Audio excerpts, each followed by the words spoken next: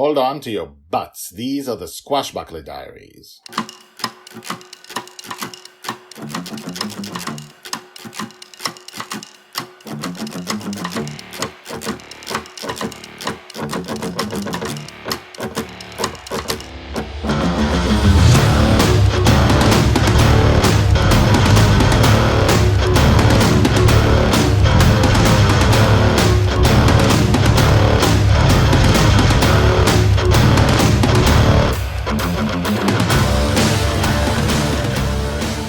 Welcome back. You're listening to the Squashbuckler Diaries podcast, the podcast blogging the life to death journey of Shelley, the girl who lives in dreams. And right now she lives in her father's dreams.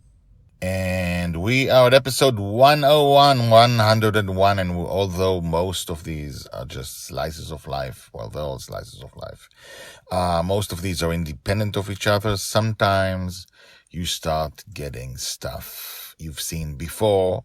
It actually pays off to know what happened before because stuff happens now. So today we have the return of Mary. Mary is Joey's nanny up till the age of 2.5, in which, if you've heard the first episodes, she died at age 2.5 in a battle, and Joey had to deal with death and learn how to deal with death. We haven't completely covered that. We will.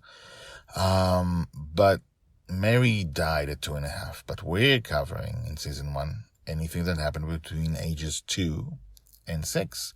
So we are now going back to Mary to discover different things that happened with her.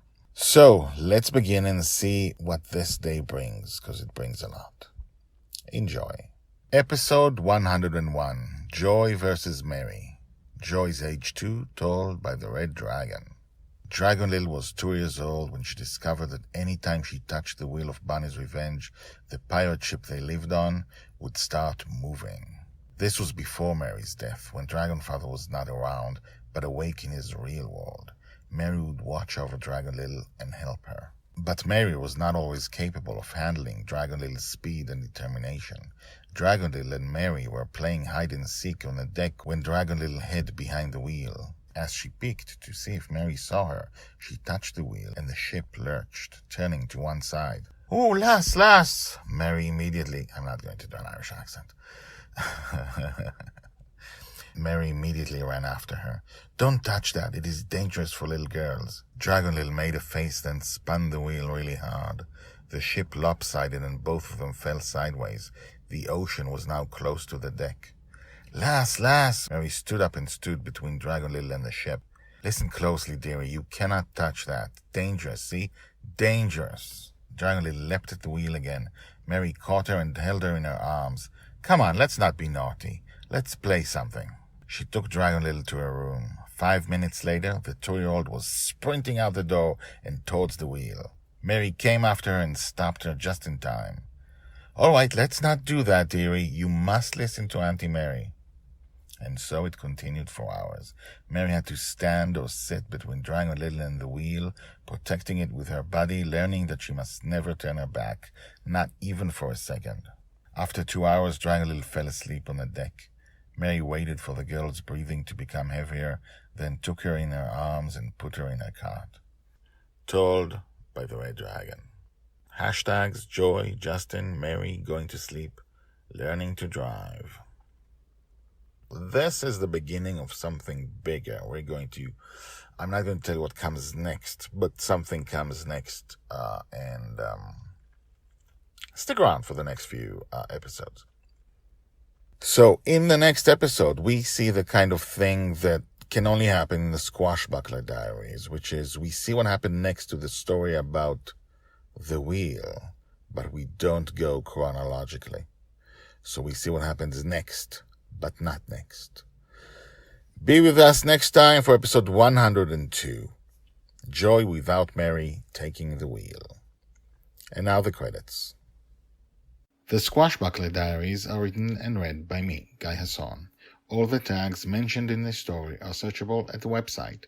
You can find all the stories there in written form and, in fact, 150 Squashbuckler Diaries more. The Squashbuckler Diaries is the diary of Joy Shelley, the girl who lives in dreams. She'll be called the Forgotten Girl by her father. She'll be a true heroine. She'll change the world. This project shows her entire life from birth to death. Check out the website at guyhasson.com. That's GUYHASSON.com. I've been an author and a playwright for more than 30 years, and this is the first time I've used the GuyHasson.com website, because The Girl in the Dream is my life project. If you have questions, if you want to comment, please do.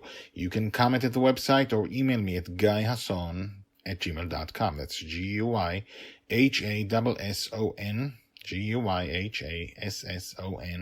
@gmail.com. The theme music is called Brass Gentleman and is created by Thomas Howardek. My name is Guy Hasson, and this is my life project. Come back tomorrow, and tomorrow, and tomorrow for more.